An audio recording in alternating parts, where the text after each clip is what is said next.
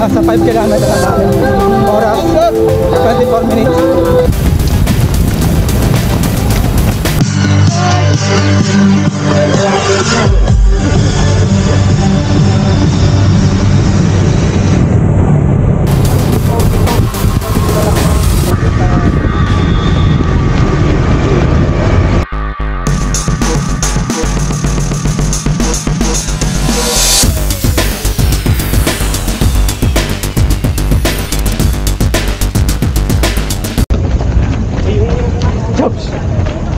Basta! Idol! Sino? Sino? Sir Jobs! Sir Jobs!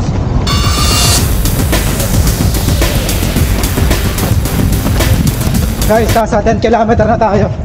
Oras 50 minutes. Ayon sa plano natin.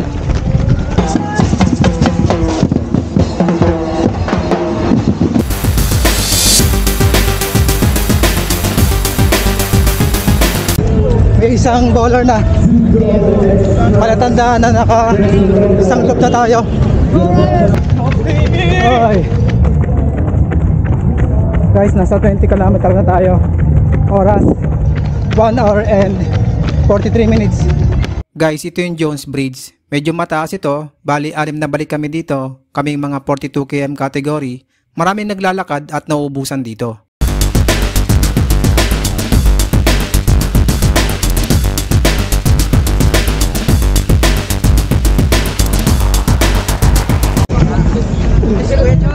Ay. Pangalawang loop. Last loop. Last loop na. Guys, nasa 28.7 na tayo kilometers.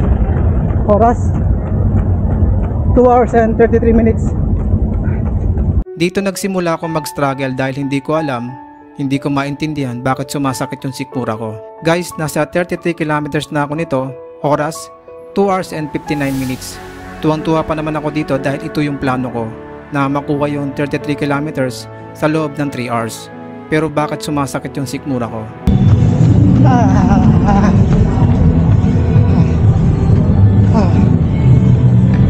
Siguro ako.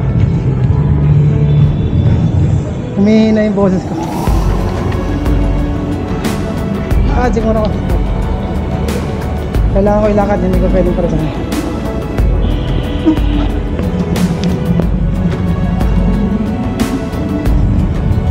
Nasusuka ako. Hoy.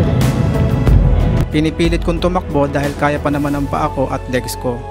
Pero sumasakit na rin ang balikat ko sa paghawak ng camera at hindi nawawala yung sakit ng sikmura ko. Pakiramdam ko merong umiipit sa sikmura ko na nagpapahirap sa akin sa pagtakbo at paghinga. Sasakit na siguro. Isang ikot pa kami. Guys, nasa 39 km na tayo. Naglalakad ako, ang sakit ng sikmura ko. Marami. Ilang kilometer na lang, Idol? 3 km na lang. Ayun. Kaya pa ng mga legs ko. Pero yung ano ko, yung sikmura ko, sakit.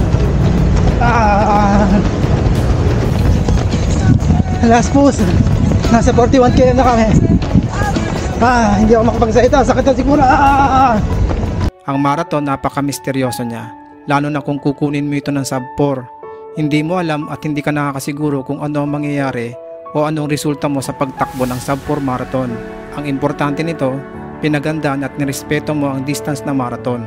Maging proud ka sa sarili mo kung nakapag-set ka ng personal record o hindi man. Ang mahalaga, hindi ka sumuko at tinapos mo. Full marathon distance done. Unofficial time, 3 hours and 58 minutes. Run safe, guys.